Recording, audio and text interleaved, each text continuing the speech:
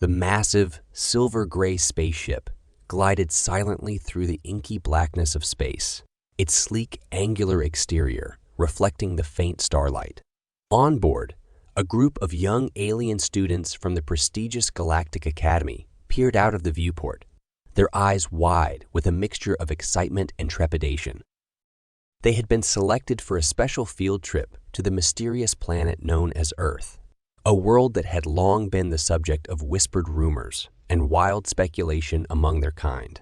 The stories they had heard painted Earth as a place of extraordinary danger, where the very elements seemed to conspire against the unwary traveler. "Is it true that the atmosphere is laced with poison?"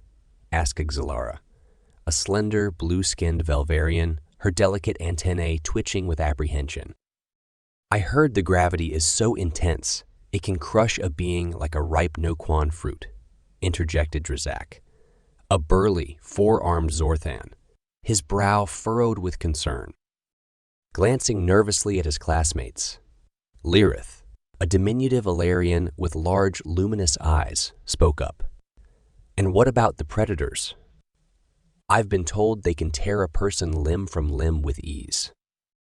The group fell silent, each lost in their own worries about the challenges that awaited them on this so-called Deathworld. As the ship began its descent towards the planet's surface, the students pressed their faces against the viewport, their curiosity overcoming their fear. What they saw below left them utterly awestruck. Vast, sprawling land masses dotted with towering mountains, shimmering oceans, and lush, verdant forests stretched out before them. Clouds drifted lazily across a vibrant blue sky, and the students could even make out the shapes of strange winged creatures soaring through the air. It's beautiful," breathed Xalara, her voice barely above a whisper. Drazak nodded slowly, his expression a mixture of wonder and trepidation. "Yes, but also so very alien. This place is unlike anything we've ever seen." As the ship touched down in a sprawling metropolis, the students hesitantly disembarked, their senses assaulted by the cacophony of unfamiliar sights, sounds, and smells. The air was thick and heavy, the gravity slightly more intense than what they were accustomed to, and the scorching heat of the sun overhead was almost overwhelming. Tentatively, they followed their instructor, a seasoned Galactic Academy veteran named Professor Xyloth, as he led them through the bustling streets, explaining the various marvels and mysteries of this strange world. "Remember, class," Xyloth cautioned, his voice grave, "Earth is a death world, a planet where the very elements seem to conspire against the unwary traveler. We must be vigilant, and above all, we must respect the power and unpredictability of this world." The students nodded nervously, their hearts racing as they tried to take in the overwhelming sensations around them. They had heard the stories, but nothing could have prepared them for the sheer intensity of this alien environment. As they ventured deeper into the city, the students encountered a bewildering array of strange bipedal creatures, the native inhabitants of Earth, known as humans.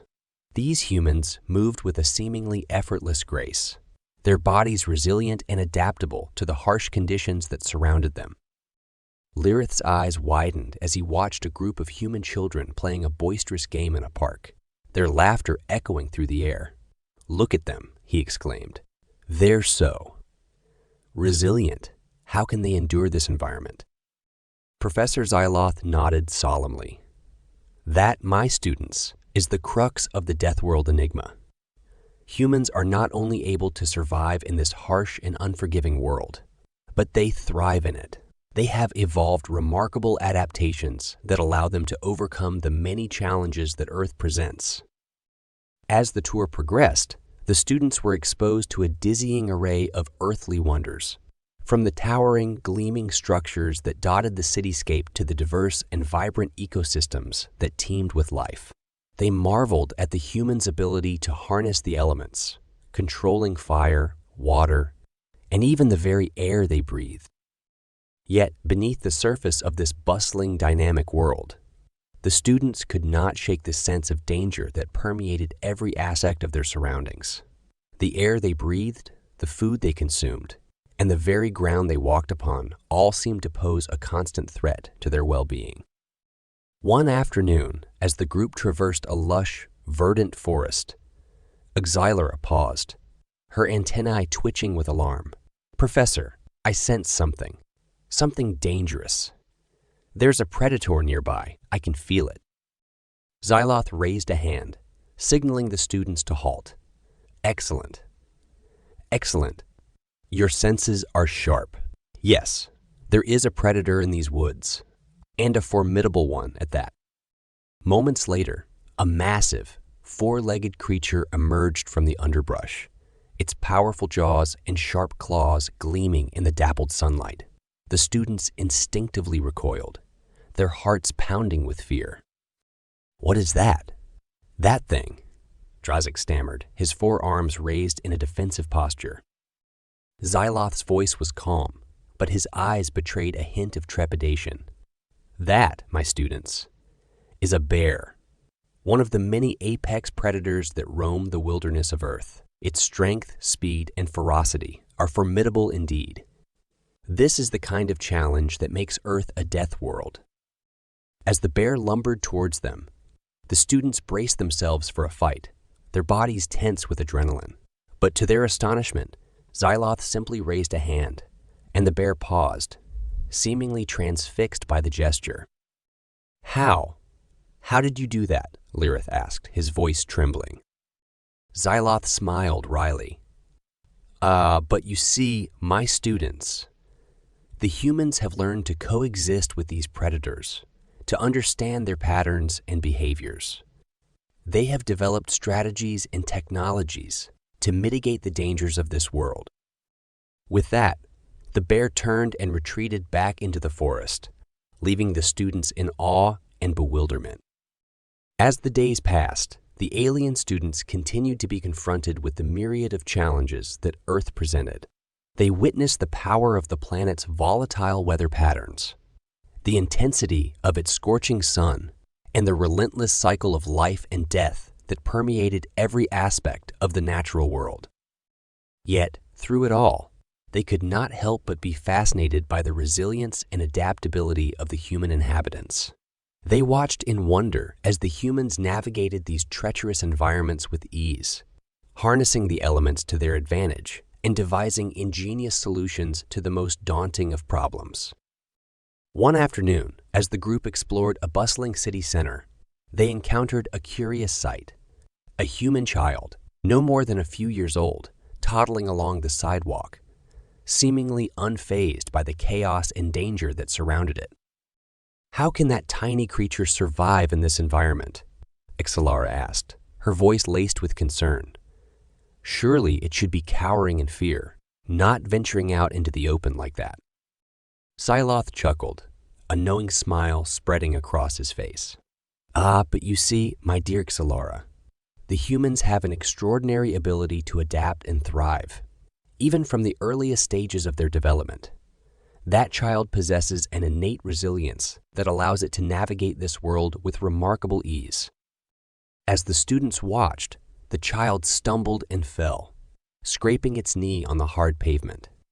To their astonishment, the child did not cry out in pain, but rather picked itself up, brushed off the dirt, and continued on its way, seemingly unperturbed by the ordeal. But how?" Lyrith stammered, his eyes wide with bewilderment. "Surely that should have caused it great distress."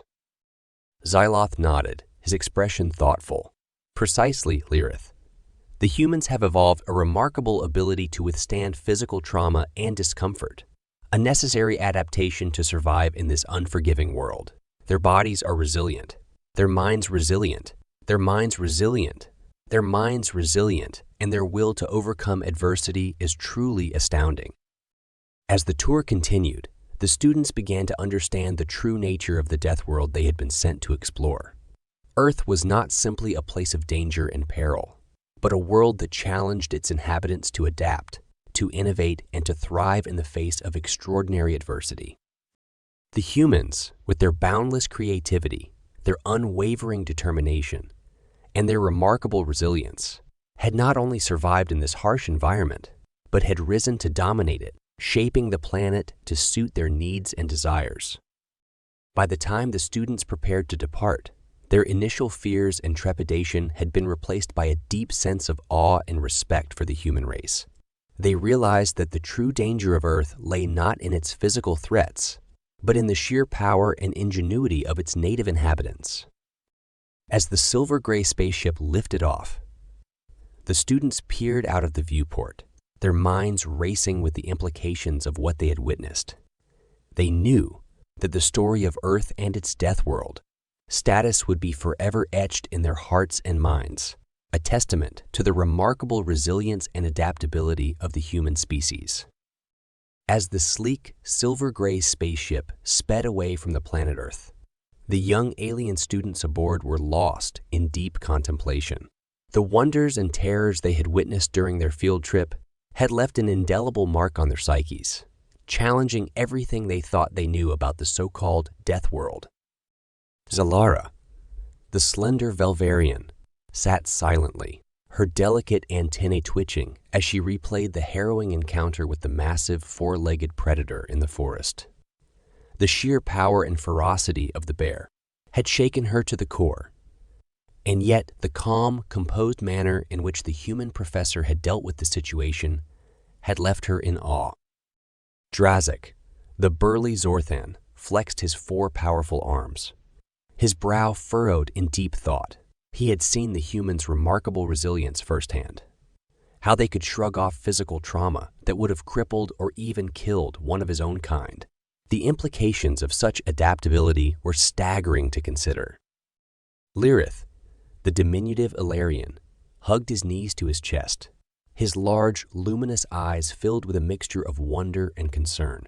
The stories he had heard about the predatory wildlife of Earth had not prepared him for the reality of the situation. And yet, the calm, matter-of-fact way the humans had dealt with these dangers had left him deeply perplexed. As the students mulled over their experiences, Professor Xyloth, the seasoned Galactic Academy veteran, watched them with a thoughtful expression. He knew that the lessons they had learned on Earth would resonate with them for the rest of their lives, shaping their understanding of the galaxy and the many wonders and challenges it held. "Class," Xyloth began, his voice grave but tinged with a hint of pride. "You have witnessed firsthand the true nature of a Deathworld and its inhabitants. What you have seen here today will forever change the way you view the universe and your place in it." The students looked up, their attention rapt as Xyloth continued.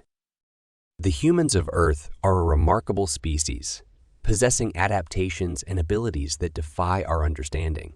Their resilience, their creativity, and their sheer determination to overcome the challenges of their environment is truly awe-inspiring." Zalara spoke up, her voice tentative. "But Professor, how can such a dangerous and unforgiving world foster the development of such a resilient species? Surely, it should have crushed them, not empowered them." Xyloth nodded, a small smile playing at the corners of his mouth. "Ah, but there lies the true enigma of the Deathworld.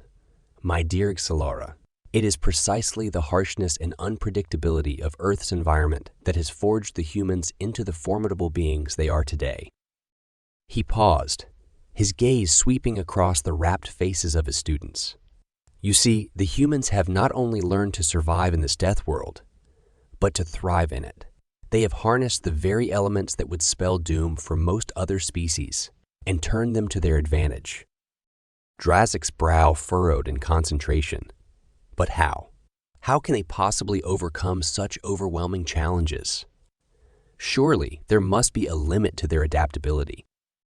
Xyloth shook his head, his expression sober. "That, my students, is the true marvel of the human species. They possess an uncanny ability to innovate, to problem, solve, and to push the boundaries of their own capabilities. Where others would falter, the humans find a way to triumph." Lyrith's eyes widened with realization. "You mean They don't merely adapt to their environment. They actively shape it to suit their needs. Precisely, Lyrith, Xyloth affirmed. The humans have mastered the art of manipulating their surroundings, harnessing the very forces that threaten their existence and bending them to their will. Their technology, their ingenuity, and their sheer determination have allowed them to overcome the most daunting of obstacles. The students fell silent, their minds racing as they tried to comprehend the full implications of what they had learned. The idea that a species could not only survive, but thrive in such a hostile and unforgiving environment was truly mind-boggling. But Professor, Ixalara ventured, her voice tinged with uncertainty, if the humans are so formidable, so resilient, then why do they not simply conquer the galaxy, as other species have done? Xyloth chuckled, a knowing gleam in his eyes. Ah, you raise an excellent question, my dear. The truth is, the humans' power lies not in their desire for domination, but in their capacity for cooperation and adaptation. He paused, allowing his words to sink in. You see, the humans have not only mastered their own environment, but they have learned to coexist with the various species and civilizations they encounter. They are driven by a deep sense of curiosity and a desire to learn, rather than a thirst for conquest. Drazak's brow furrowed in contemplation. So they use their remarkable abilities not to subjugate, but to collaborate and understand. Precisely, Drazak, Xyloth affirmed. The humans are not interested in building an empire, but in exploring the wonders of the galaxy and forging alliances with other species. Their strength lies in their adaptability, their resilience, and their willingness to work alongside, rather than against their neighbors. The students sat in stunned silence, their perspectives on the universe forever altered by the revelations they had witnessed on Earth. The idea that a species could possess such remarkable capabilities, yet wield them with restraint and cooperation, was a humbling and inspiring concept. As the spaceship continued its journey back to the Galactic Academy, the young aliens knew that the lessons they had learned on the Deathworld would shape their future actions and decisions. They had seen firsthand the power of adaptation, the triumph of resilience, and the beauty of coexistence. And deep within their hearts, a newfound respect and admiration for the human race had taken root, a respect that would undoubtedly echo through the halls of the Academy and beyond, as they shared their extraordinary experiences with their peers and mentors. For the students of the Galactic Academy, the field trip to Earth had been a transformative journey, one that had opened their eyes to the wonders and challenges of the galaxy in a way they had never imagined. And as they looked towards the future, they knew that the lessons they had learned on the Deathworld would forever shape their own paths as they ventured out into the vast, unknown expanse of the cosmos.